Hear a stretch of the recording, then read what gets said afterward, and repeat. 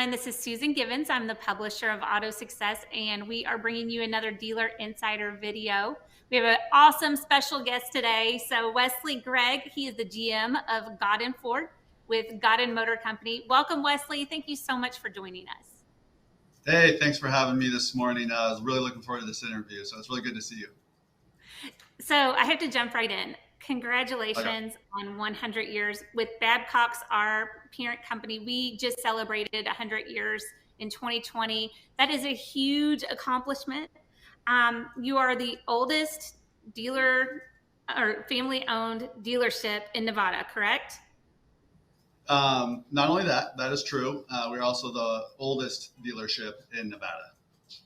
Wow. So that's oldest family owned and operated and the oldest dealership. So it's a third generation store, started by George Gaudin in 1922. And then Don Ackerman, his son, bought him out. And then Gary Ackerman, the current owner, bought his father out. And here we are 100 years later. And next week, centered around NADA, we're having a big 100-year party for our team members who helped get us here. And then a lot of the executives in the world are also joining us the following day. And then that leads into NADA. So we got a pretty crazy week in front of us.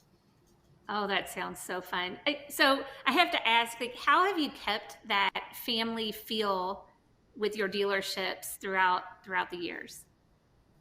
Yeah, it's awesome because our owner, everything centers on family. He calls this his family. He calls me family. We have events and culture built solely around family. And I kind of asked them, because there's family businesses who don't necessarily push that to the forefront for the public or the team members, and they run wonderful businesses. So our approach, and I kind of asked Gary this question that you're asking me, and he says, you really just got to go back in time and talk to my grandfather. And he would tell you that 1922, there was no TV. And there was no radio, and so and small communities, and so you knew everybody, and you knew all the families, and you brought them into the organization, and you treated them well, and you did a real outward push for your marketing was people to people, skin to skin, and so that's been our culture from inception, and it's really just kind of carried through. Here we are 100 years later, and really doing the same thing. We compared to a lot of our peers, we spend less in marketing and promotions than most. And it's because of this connection we have with our team, which then by extension, a connection with the community. That's great. So I have to ask too, how did you get into the automotive industry? That's a long story. No. 20 years ago, my brother got me into the industry. I was working for Lithia Automotive Group, a fantastic group. I think they're at a couple hundred stores now. Then I met Gary, and I liked the vision that he had for a family-owned and operated business, and that really attracted me. And it was hard to pass that opportunity up. And here I am, 11, 12 years later, and it's been a wonderful journey to be a part of something that's way, way bigger than me. Wow. So I know that you treat your employees and your team like family, but I also know that you treat your customers like family. Can you give me a couple examples on how you do that? Yeah, Vegas. We're in Vegas. We're in Las Vegas, right? So besides that mile of strip and casino and pools and gambling, it's actually a pretty small town. And a lot of people who come here don't leave here. A lot of multi-generational families are here. And so being that we're the oldest store, we're pretty well known, generationally speaking even. And so we're constantly on the outreach. Perfect example, we just did a remodel, and I was debating between smoked glass on the showroom floor or clear glass. And I asked Gary, which one should we go with? And he goes, I don't know, ask the customer. And so we started to survey the customer to see what they wanted on the showroom floor. And that's how we continually build that relationship, is get them a part of our business, a part of our operation, and treat them like family. Because we know that really generationally speaking, people are going to buy from us if we treat them right and we treat them like family. So community is huge in your area, and I know philanthropy is too.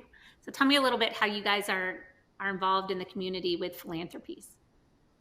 Yeah, so we spend a lot of time with the Boys and Girls. I mean, there's a myriad of organizations, and I'll just name off a few. Boys and Girls Club is one. We have a team, kind of this giving team, and they push into the community. And so we'll volunteer I personally volunteer at the Boys and Girls Club. We had Random Acts of Kindness Week, to where we moved ourselves, through the community, other dealerships, and did some really nice things with them. Gary Ackerman has a whole, in conjunction with the university, has a school and a program for children with autism, which is near and dear to our hearts. This last year, we were at Allegiant Stadium where the Raiders play, had a big gala there with a charitable auction. I forget how much they raised. It was a lot of money. So we're constantly in the community, and from very small kind of moments to really big moments. And our team is the one who actually drives that. And so, as an example, Random Act of Kindness, we ask them who we should give to, and we get allocated money to every employee to push in whatever direction they want, and we just facilitated it. So it was really neat. It was really special this year.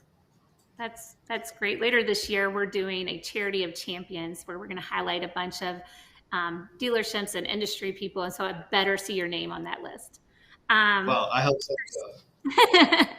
There's so many trends going on in our industry now, and I know that NADA is right around the corner. What are you looking to learn at NADA? What type of trends are you trying to get more information on? Any special companies or anything cool that you've seen out there that you want to get more information on during the show in a couple weeks? Yeah, so we always kind of go into these types of shows, or when there's a new technology or a leap in technology advancement, we're always looking for ways to have a better 360 view within our dealership. So a lot of organizations, and we fall victim to this too from time to time, is that we really operate in silos. You might have a body shop and a service department and a parts department and a sales department. And even the software and the technology, vast majority of it that exists today, you can't just log in and see a customer profile, a service customer who's never bought from you. So that information is just kind of locked away in these silos. And so we're always trying to find new technology that will break down those silos so we can better serve our customers. So that's the first thing that we always look for, is how do we better serve our customers, and what technology or advancements or processes are out there that enable us to do that. So that's what I'm going to be looking for. A couple other areas is electrification is really gaining momentum and gaining steam, and some manufacturers are going deep into it and betting big on it. And I think there's a high demand and a market for it, but that's a very complex situation, from infrastructure to just the disposal of batteries. And the way we build vehicles is completely different when they're electrified versus combustible engines. So that's another big topic. And then we always look for the surprises, the little guy, the newbie on the block, and try to connect with them, because you never know what it's going to look like in 3 or 4 or 5 years from now, and they might be the big boy. And so we want to connect with those people early on, build those relationships. It sounds like it's going to be a busy NADA for you. It always is, and I think this year in particular, being it's in Las Vegas, I think I saw that 2022 and 2023 will be the biggest, the most traveled years in the history of the world. And I live in a town in which it's one of the top destinations in the world. So yeah. Vegas is going to be busy. NADA is certainly going to be busy. I agree. So, back during the pandemic, you did a lot of really cool, different things. You did an F&I office truck. You did just a lot of things outside the box that really helped your customer and helped them make the car buying process just an easier way to go. And we had to make those changes back then, right? But now, fast forward to 2022, what are you still doing that you guys started doing in the height of the pandemic? No, that's just a wonderful question, because there was a lot of learnings that we took away from those early days of the pandemic, and then you kind of fast forward now, and all the inventory shortage, supply chain, when you look at supply and demand economics and where that sits, and the real the common denominator between 2 years ago when this broke to where we are today. Back then, it was communicating safety. How can we help you? We'll come to you. We're here to serve in need of anything automotive. And then you fast forward today, and we're talking about it's difficult to walk on a lot and buy a car. And so therefore they're ordering vehicles because the demand is still there. And when you order a vehicle, it's fundamentally different than buying it off the lot. But the one thing that those two things have in common is communication with our consumers and our customers and even our team members. And so those lines of communication, it has to be fluid, it has to be clear. And so we've really kind of trying to hone our skills the last couple of years on that communication effort, not only with our customers, but with our team members, and relaying that information and kind of creating this frictionless environment and purchasing experience. Thank you so much for that. I think that just in the short conversation we've had, our audience is going to be able to walk away with it with a couple nuggets. So I really appreciate your time today. I hope that we get to meet in a couple weeks live in person at the show. Yeah. And we just appreciate your time. Thank you so much, Wesley. We appreciate you.